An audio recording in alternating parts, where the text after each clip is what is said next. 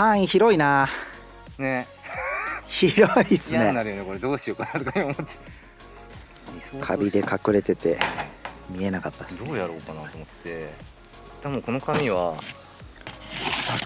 紙とベニヤをここで切っちゃうしかないのかなね。カットカットして、でまた上にやるんだけど、まずこいつ切ってカットしたら乗れないからはいはいはいはい。ベニヤを上にこう貼って、でそれから紙、あこの紙っていうかこのルーフィングをあはいはいはいやるようにしないとダメかな。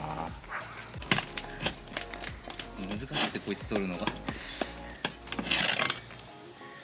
針がある。割れた。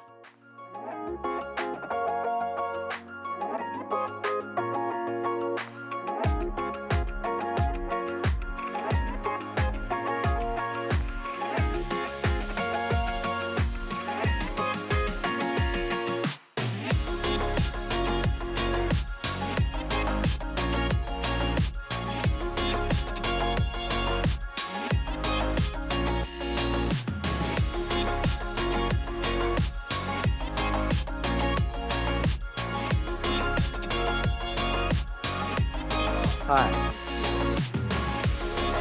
はいはい。